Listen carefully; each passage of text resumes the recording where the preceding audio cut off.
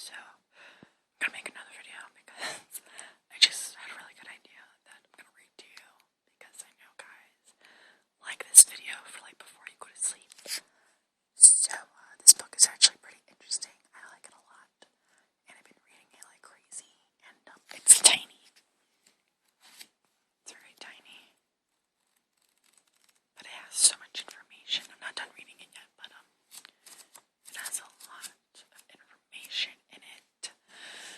So hopefully you guys like this.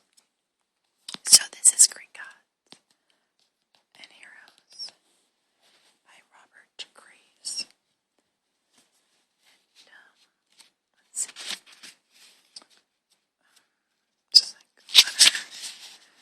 The Palace of Olympus. Let's see, what do I want to read?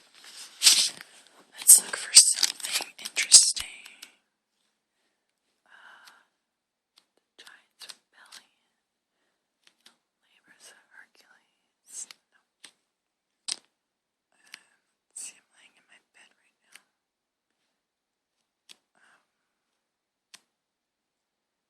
Europa. Let's see.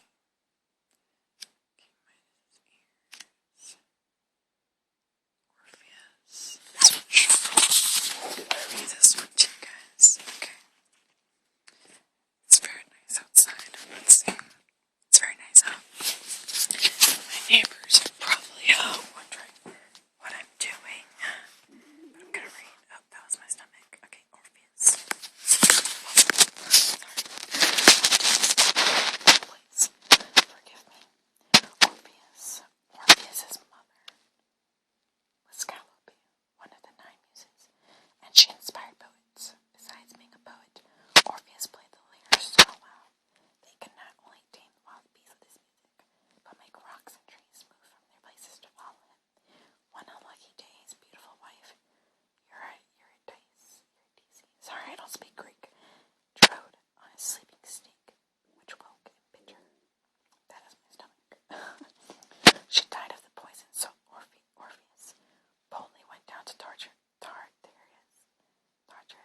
played his lyre to fetch her away. He charmed Charon into marrying him across the Styx without payment. He charmed Ceres into whining and licking his feet. He charmed the Furies into laying down their whips and listening to him while all punishment ceased. He charmed Queen Percival into giving him the secret password for the bullet memories. He even charmed King Hades into freeing Eurydice and letting her follow him up on Earth again. Hades made only one condition, that Orpheus must not look behind him until Eurydice was safely back in the sunlight.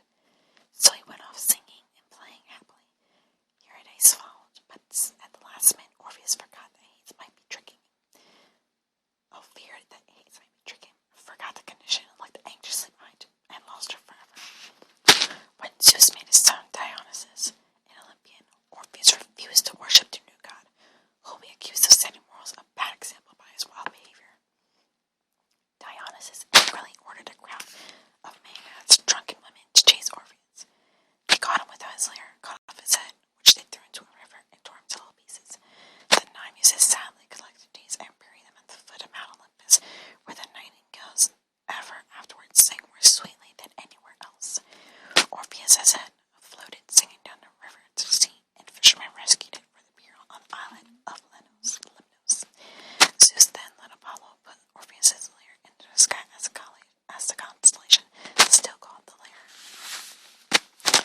So, my stomach is falling. I'm sorry.